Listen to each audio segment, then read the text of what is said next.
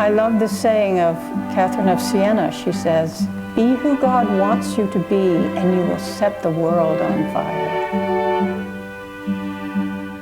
Good morning. Thank you to Padma for reminding me I can take this off. Now I have to figure out what to do with it. Right there. So our topic this morning is the inner kingdom. And for some reason, my mind went more toward the affirmation while I was studying for this Sunday service on truthfulness. And I think the two go together very well. Certainly, as devotees, many of us are, attuning ourselves to the teachings of Yogananda, which we practice here. We know that the keys to the kingdom are very, very clearly stated.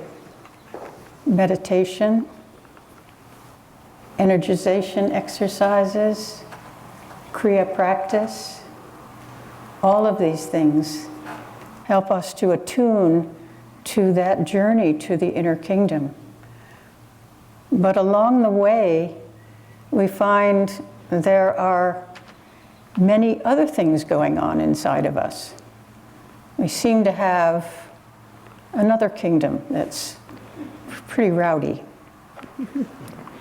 And the Festival of Light, which we will celebrate together in the second part of our service this morning, talks about us having been given the sacred keys of awakening.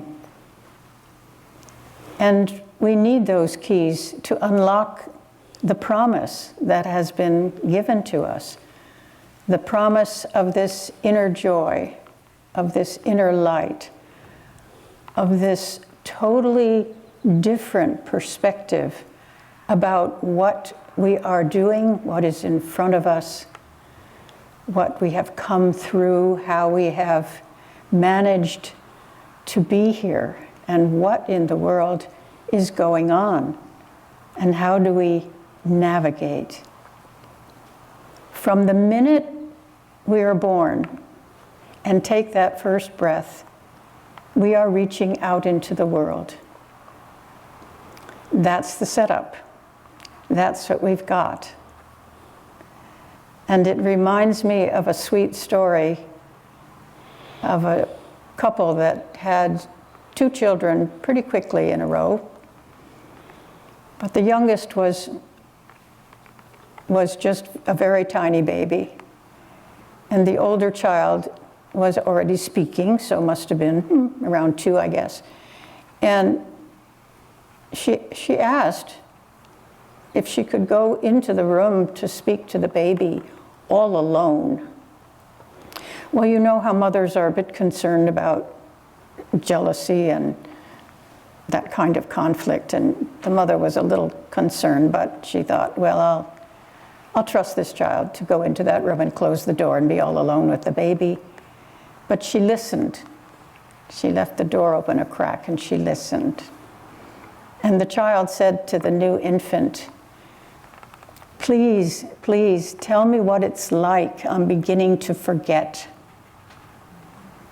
So that child still had the memory of having come from another world, a different world, a world that perhaps brought it more of the joy and the lightness of being that this older child was now realizing was going to be a challenge to hold on to. Please tell me what it was like. I'm beginning to forget. Well, we don't want to forget, but there's a lot we need to remember. And the keys that we need, as well as the keys to the awakening of our soul nature through meditation, are the keys to understanding ourselves. And that's why truthfulness is such a wonderful complement to the subject this morning. Because we're going to find ourselves coming face to face with ourselves in all of our dealings with one another and with the challenges of the world. I've been studying thank you to Padma assigning me the book by Swami Kriyananda, our founder, called Conversations with Yogananda. I've been studying and sharing that book for over a decade. And what Master does in that book, what Yogananda does in that book, or what Swami brings to light that Master did with his disciples in his lifetime, were two basic things. One, helping them to navigate their expectations in meditation, helping them to understand how important it was to attune to the Guru and have the Guru advise them as they take the path inward. The need for a Guru is very great when we get to the place where we want that guide, where we know there's a need for that guide. And Yogananda, in that book, which I'm going to be sharing with Nivritti, with some new Kriya Prep students, starting on Thursday, is full of little cautionary comments by Master about don't look for visions, don't push your mind beyond where it wants to go. Just here and there, he gives hints about how to deal with yourself as a meditator. That is very, very helpful and continues to be helpful because it's always a process of going deeper and then sometimes having dry times, so up and down, up and down. But the key is to keep sitting there. In my lifetime as a devotee, I realized that I would have dry times, and I thought, well, how am I going to deal with this part of it? And I thought, well, I better just sit in my meditation space every single day without fail, no matter whether I judge it to be bad or good, to be fruitful or not. Just do it. And that's been very, very helpful. And so when people come to me and say, well, I'm not a meditator, I can't keep my mind still, I go, can't we all say that at times? That doesn't matter, that's the nature of the mind. And Yogananda will say, don't push the mind, just let it rest for a bit, just let it be, and then just keep going. So, but what Yogananda also brings in those conversations that Kriyananda scribed down through the years are hints on right behavior. And this is where I see enormous help for all of us, because the kingdom we also encounter inside is the kingdom of all of our past tendencies, all of our many, many lives of trying things out, of trying to make this world be our heaven, of trying to avoid a sense that there's something not totally satisfying here. So we have all kinds of tendencies of grabbing out and seeing if we can make this world satisfy us and bring us happiness, until we get to the point where we realize it just won't. But we need to have a way of helping those behaviors that we have, of as Yukteswar said, Yogananda's guru, learning how to behave. This is what we need. And recently I made a trip to Ananda Village in California, and it was so sweet because I met with friends that I've had for 50 years, 40 years, 30 years, many, many old friends. And what we mostly talked about was those tips for guiding our attitudes. And one of my friends, Krishna, rushed up to me during the week, and she handed me a picture of Yogananda's last smile. and a little notation on the back. And this was a little routine that she was sharing with me to do every night before I go to sleep. And it was asking Master, first of all, it was giving back to Master everything about the day. And we've talked about this many times, but how many of us really practice it? It's been wonderful to practice it, to have the reminder from a friend to practice it. Give back to Master every day, the day, just give him back the day. And sort of try to assess, well, how did I do? How did the battle end for the day? You know, where were you with me and where did I just think I could get along without you? It's been very instructive and very, very sweet, because Krishna's little way is to stare into the eyes of Master and go through this assessment. Very, very wonderful. And then the second part of it, which I've appreciated, is asking Master to take your dreams in the direction of superconsciousness, so that your dreams aren't just about the churning of the subconscious mind, but perhaps lifting you and really giving you true rest. And that's also been very interesting. Sometimes it's been when I've come back for maybe now 3 weeks, sometimes I wake up chanting, which is totally wonderful. And I think it has a connection with that process.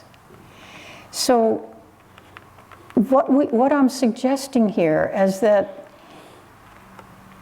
to meditate when we meditate and to try to still the mind, yes, but our whole life is the process. Our whole life, our whole way of being as devotees is to be vigilant about our attitudes, vigilant about our behaviors, vigilant about what comes out of our mouth, and constantly acknowledging where we are the ones that cause our problems.